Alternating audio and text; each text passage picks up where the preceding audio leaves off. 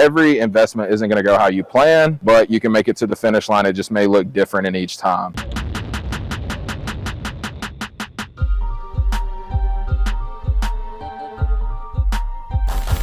Well, what's up, guys? Welcome back to the channel. My name is Derek, aka Flippingahouse, and today we are here on the southeast side of Houston. We are actually visiting a property that I was going to keep as a rental, but I'm actually having to sell the property, and that's what I'm going to be talking about today. So stick around, it's going to be a good one. All right, so we're inside the property, guys. The first thing I want to start with is how we actually found this property. So I actually bought this home in September of last year. We were supposed to close in late July, but we had some things that delayed us. And the reason I point that out is because it's one of the reasons that I'm not able to keep this property. And here's what I mean. Because we closed in September, you guys have to think of where the market was in September of 2022. And around that time, rates were starting to go crazy high. When initially I bought this property, we were looking at interest rates for DSCR loans, meaning asset-based loans, was around the mid 5s to low 6s.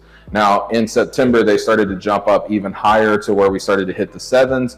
And I say all that because as I'm closing on the property, I still have to go through the repairs, and then I still have to figure out all these things to even get it ready, which is going to take me about 4 weeks. And we did have some delays here, mainly because I changed a couple things that we were doing just to add more value for the appraisal. We ended up actually getting a very low appraisal, which I'll talk about in a minute as well. But let me give you a quick breakdown and walkthrough of the property, and then I'll get into the numbers and some of the struggles that we had. So I'm standing right now in what is like the living room area. If we come over here, we have a full kitchen, and as you guys know, we were doing the grays back then, right? So we have the gray cabinets, we have the granite countertops, still beautiful new stainless steel appliances. The only thing is this kitchen is a little bit small, but for what it was going to be used for as a rental, it was really nice. And as you guys know, I actually already have a rental in this neighborhood.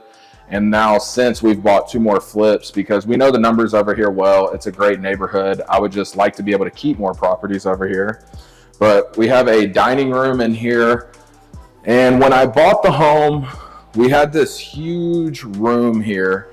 And as you guys know, I really like to add bedrooms to homes to add values. The reason I did that is because when I bought the home, it was selling for around $220 for a 3-bedroom, but $230,000 and up to $240,000 at the time for 4-bedroom homes with similar square footage. Now, I point that out because, like I said, this was unused space. We added a closet, we have a window, so technically it is a 4th bedroom now. However, one of the problems that we first encountered was once we finished the property, we went to get the appraisal done, and they only classified it as a 3-bedroom, and unfortunately, they didn't give us the value that we were looking for on the refinance. Now, when the appraisal came back, it was only at $232,000, where we initially thought it was going to appraise for $240,000, upwards to $245,000. There's a home street over that actually ended up selling for $245,000. And it was a very recent comp, but that was one of the first struggles that we had, is that our appraisal came back $8,000 lower than we had anticipated. Now, on top of that, what you have to think about is with DSCR loans or products, they use the DSCR, which basically means it's a rate that they look at to calculate how much the property will rent for and how much your taxes and PITI is.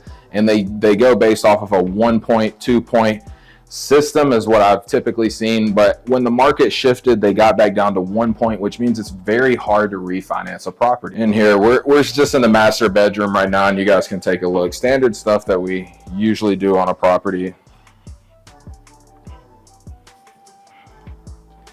Now, normally the DSCR wouldn't play that big of a factor, but with increasing interest rates, it just made the deal not salvageable. Initially, when I looked at the property and I got my prelim of what I would be looking at out-of-pocket cost, I was actually going to be making anywhere from $10,000 to $12,000 to buy a home. And ideally, when we do a bird deal, that's what we're looking for. We're trying to get paid to purchase a home or be able to buy a property with no more than $5,000 to $10,000 out of pocket that will cash flow us anywhere from $300 to $500. Now, it would have been lovely to get paid $10,000, $12,000. I mean, even if I had to come out of pocket just a small amount, that's okay with us, because when we look at investing and especially rental properties, we focus on cash return.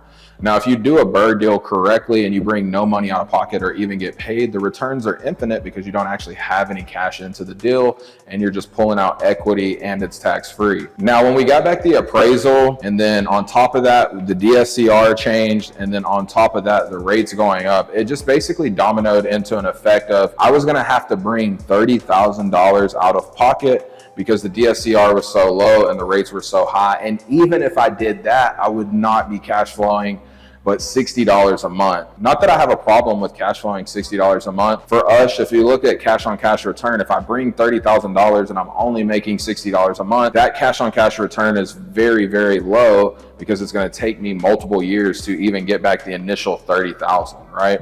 So for us, it wasn't a smart investment. Now, the beautiful thing about real estate and when we buy these properties is because we're buying them off market, we bought this from a wholesaler, we picked the home up for $135,000.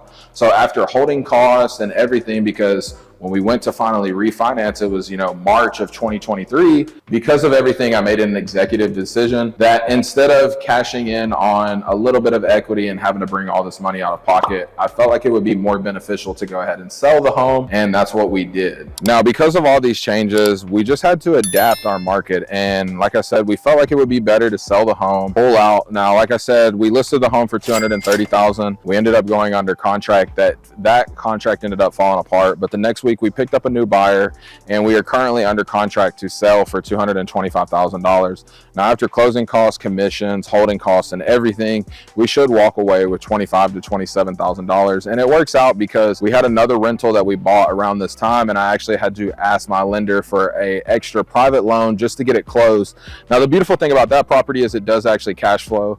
And once I sell this home, I'm just going to pay off that small loan and still have cash to purchase more rentals. And as we go into the December and next year, I do feel like rates are going to start cooling off, and maybe I can just find some deals that we end up purchasing cheaper, and we'll be able to cash flow. We'll be able to come no money out of pocket, and we'll be able to keep, because the goal with real estate is to own stuff, right? Ownership is key. So I just wanted to share this video with you guys so you can see that, every investment isn't going to go how you plan, but you can make it to the finish line. It just may look different in each time. But if you guys made it this far, I genuinely appreciate it. If you haven't already, make sure you like, subscribe, and turn on post notifications.